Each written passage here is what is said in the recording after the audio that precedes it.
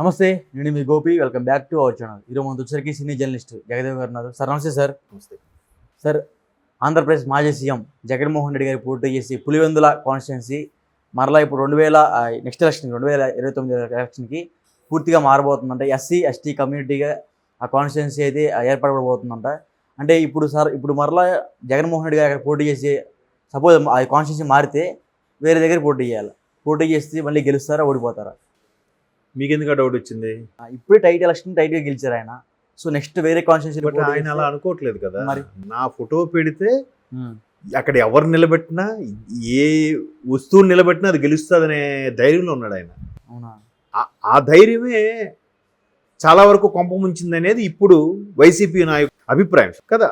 ఒక్కొక్కరుగా బయటపడుతున్నారు కదా. కేవలం మాకు చెప్పడానికి ఛాన్స్ ఇవ్వలేదు, మాకు కనీసం అడగలేదు, ఒకవేళ మేము చూచాయగా చెప్పదలిచినా కూడా ఇవి నేను పెట్టిన పథకాలు, దీనికి తిరుగులేదు, నేను అనుకున్నవి బ్రహ్మాండమైనవి అని చెప్పే ప్రయత్నం. ఒకవేళ బాబు రండి చూడండి అని అంటే ఎందుకు చూడటం? వాళ్ళు అనుకున్న వాటికి 99% మనం అఫిడవిట్ కాదు, అది మేనిఫెస్టోలో ఏదైతే పెట్టామో 99% ఫుల్ఫిల్ చేశాం కదా. మనలాగా ఫుల్ఫిల్ చేసే నాయకుడు ఎవడున్నాడు? ఇండియా మొత్తం మీద ఎవడూ లేడు.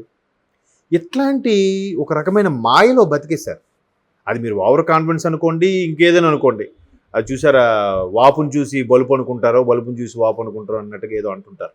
అట్లాగా మొత్తానికి ఈ రకమైన ధోరణిలోనే బతికేశారు 5 ఏళ్ళు కూడా. సార్ రాజధాని అన్నారు, ఏమైంది? ఇప్పుడు 19 ముందు ఇదే అమరావతి రాజధానికి యాక్సెప్ట్ చేశారు కదా. అసెంబ్లీ సాక్షిగా ఆయన ఒప్పుకున్నాడు కదా. మరేది తర్వాత వచ్చిన తర్వాత ప్లేట్ మార్చాడు. పోనీ పోలవరం ప్రాజెక్టు కూడా ఓకే, మీరు 70% పూర్తి చేశారన్నారు కదా. పోనీ మీరు అంత చేయలేదు. గత ప్రభుత్వం టీడీపీ ప్రభుత్వం 70 కాదు 30 చేసింది అనుకున్నాం. పోనీ మిగతాది మీరు చేయొచ్చు కదా. చేస్తారంటే ఏమన్నారు? 20 స్టార్టింగ్లో స్టేట్మెంట్ ఇచ్చారు. ఈయన అనిల్ కుమార్ గారు అయితే మరికొద్దిగా మెట్టు ఎటకారంగా మాట్లాడతా 1%, 0.5% ఆగన్నా, ఎందుకు తొందర అని ఎటకారం చేశాడు ఈయన.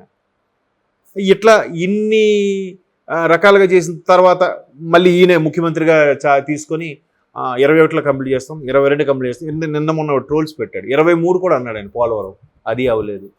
ఇన్ని వైఫల్యాలు ఉన్నప్పుడు కేవలం నా పథకాలు నా బొమ్మతోనే గెలిచేస్తాడని ఎలా అనుకుంటారు? ఎలక్షన్స్ ముందు కూడా అదే కదా. మేనిఫెస్టోలో ఏదేది పెట్టారో అదే మేనిఫెస్టో. మమ్మల్ని చూసి అందరూ ఫాలో అవుతున్నారు. పోనీ దాంట్లో ఉద్యోగులు ఎంత సఫర్ అయ్యారు, ఉద్యోగుల గురించి ఒక మాట లేదు. పెన్షనర్స్ ఎంతమంది పెన్షన్ ఒకరోజు ఈ నెల, ఒకరోజు ఆ డేటు, ఒకరోజు ఈ తేదీకి వచ్చినప్పుడు వాళ్ళ గురించి ఒక మాట లేదు. సరే అభివృద్ధి మేము ఇలా వచ్చిన తర్వాత దీన్ని పరుగులు పెట్టిస్తాం, చూస్తాం ఉండండి అని చెప్పి ఆ మాట లేదు. అడిగితే ఏం చెప్తున్నారు?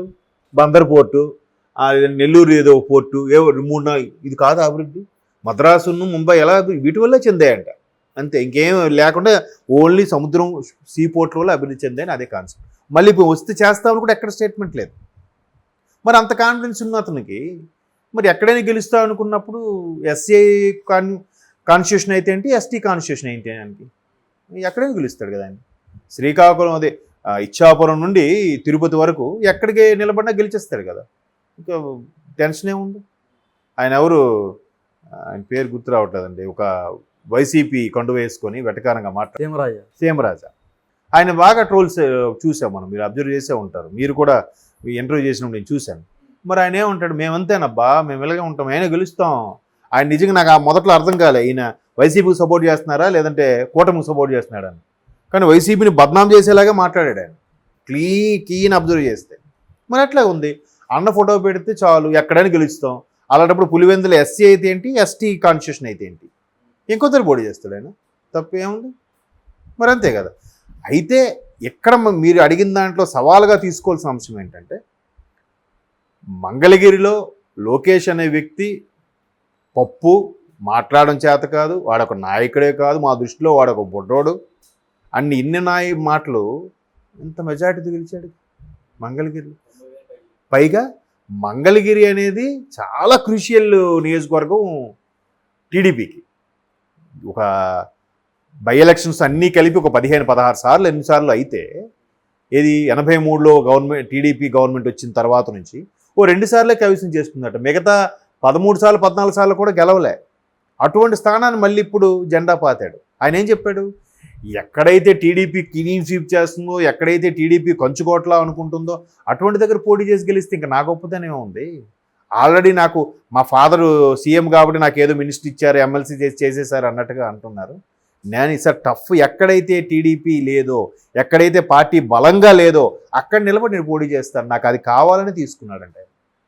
చాలామంది సీనియర్లు సజెస్ట్ చేశారట, బాబు మీ మీద చాలా ట్రోల్స్ అవుతున్నాయి. ఎందుకంటే మొన్న ఎలక్షన్స్లో పవన్ కళ్యాణ్ గారి తర్వాత అత్యంత ట్రోల్స్ జరిగింది లోకేష్కి. ఎందుకంటే పవన్ కళ్యాణ్ అని ఇంకా తన భార్యలను అన్నాము కానీ ఇక లోకేష్కి కన్న తల్లి గురించి అన్నారు కదమ్మా. కన్న తల్లి గురించి అంటే ఎవ్వడే ఊరుకోడు. ఇంకా పెళ్ళాం గురించి అన్నా కోసం కాస్త ఊరుకుంటాడేమో కానీ ఏమో ఐఎమ్ నాట్ ఖచ్చితంగా ఊరుకోవాలని కాదు చెప్తున్నా. అలాంటి తల్లి గురించి మాట్లాడితే ఎవడైనా ఊరుకుంటాడా? నోరు లేని జీవి కూడా ఊరుకోదు తల్లి జోలికి వస్తే. అట్లాంటిది ఆయన ఎన్ని భరించి నాకు అదే కావాలని పట్టుబట్టాడంటే అది సత్తా. సో ఇప్పుడు ఆయన ఏం సవాల్ విసిరాడు, మీరు మీ ఫోటో పెడితే కుక్కను పెట్టి నిలబెట్టినా గెలుస్తుంది కదా, మరి మీరు పులివెందుల నుంచి ఎందుకు పోటీ చేయాలి? ఇచ్చాపురం నుంచి తిరుపతి వరకు లేదా ఆ మూల అనంతపురం వరకు ఎన్నో ఉన్నాయి. 170 నియోజకవర్గాల్లో ఒక్క పులివెందులు కదా పోయింది. ఎస్సీ పోనివ్వండి, ఎస్సీవి ఇంకొక 20 పోయి అనుకున్నాం, 20-10 ఎస్సీ నియోజకవర్గాలు పోయి అనుకో, ఇంకా 165 ఉన్నాయిగా. 160 నియోజకవర్గాలు ఎక్కడి నుంచైనా పోటీ చేస్తారు కదా.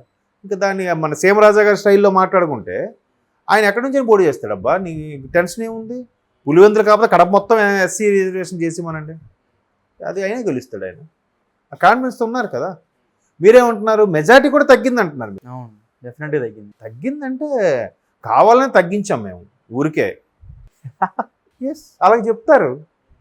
సో అందుకు ఎస్టీ కాన్స్టిట్యూషన్ ఎస్సీ కాన్స్టిట్యూషన్ పక్కన పెడితే నాయకుడు అనేవాడు 175 నియోజకవర్గాలు ఎక్కడి నుంచైనా పోటీ చేయగలిగి సత్తా ఉంటారు. అలా అనగానే వెంటనే ఏం తీస్తారు, మరి చంద్రబాబు కుప్పం తప్ప వేరే దగ్గర పోటీ చేశారా అని తీస్తారు. మరి ఆయన వెళ్ళినా వెళ్ళకపోయినా కుప్పంలో తిరుగులేకుండా నడుస్తూనే ఉందిగా. మిగతా అన్ని నియోజకవర్గాలు ఆయన ఎక్కువ టచ్ చేశారు కానీ కుప్పాన్ని ఎక్కువ టచ్ చేయలేదుగా బాబు గారు కూడా నాకు తెలిసినంతవరకు. బట్ అక్కడ ఒక సరైన లీడర్, ఆయన పేరు భరత్, మరి ఆయన పెట్టి ఆయన మేనేజ్ చేస్తున్నారు కదా. ఆయన ఏది కావాలన్నా బాబు గారికి డైరెక్ట్గా ఇది మాట్లాడుతున్నారు. భువనేశ్వర్ గారు కూడా వెళ్ళారు. ఆ కేర్, ఆ కన్సర్న్, మనిషి లేకపోయినా పనులు జరుగుతున్నాయా లేదా, ఈ మనిషి వల్ల మనకి ఏమొచ్చిందని దాన్ని ఎంత హేళనగా మాట్లాడారంటే ఆయన ఎవరు కొడాలి గారు అయితే దారుణంగా మాట్లాడారు. ఏమని, ఆయన ఈసారి గెలుస్తాడు, ఆయన కుప్పంలో కూడా ఓడిపోబోతున్నాడు, ఆయన గెలిస్తే నేను జీవితాంతం ఊడిగం చేస్తాను కూడా ఏవో ట్రోల్స్ వచ్చాయి. ఇప్పుడు కొత్తగా హోర్డింగ్లు కూడా పెట్టారంట చంద్రబాబు గారు బూట్ కడుగుతున్నట్టుగా. మరి ఏం చెప్తాం చెప్పండి. అందుకే అంటే నోరుంది కదా అని పడిపోకూడదండి. నోరు వేసుకుని పడిపోతే ఇట్లాంటివి వస్తాయి. నేను అనేది ఒక విధంగా జగన్మోహన్ రెడ్డి గారు ఇన్ని విమర్శలు చేయలేదు. ఈయనేదో ఆయన విమర్శించండి అంటే వీళ్ళు మరీ ఎక్స్ట్రీమ్ లెవెల్కి విమర్శించారేమో నా అభిప్రాయం. దాని మూల్యం చెల్లించుకుంటూనే ఉన్నారుగా. కాబట్టి చూడాలి మరి. ఎస్సీ నియోజకవర్గం అయితే ఆయన మనుగడే ప్రశ్నార్థకం, నాయకుడు మనుగడే ప్రశ్నార్థకం అయితే ఏంటి పరిస్థితి? లేదా ఎక్కడైనా గెలుస్తాడని కాన్ఫిడెన్స్ ఉన్నప్పుడు గెలవచ్చు, దాని పెద్ద సమస్య కాదు. అది ఎస్సీ ఎస్టీ కడప జిల్లా మొత్తం ఎస్సీ కాన్స్టిట్యూషన్ చేసేసినా కూడా భయపడాల్సింది లేదు, ఆయన ఎక్కడైనా గెలుస్తాడు కదా. లేదా రియలైజ్ అయ్యేదైతే అప్పుడు చూద్దాం.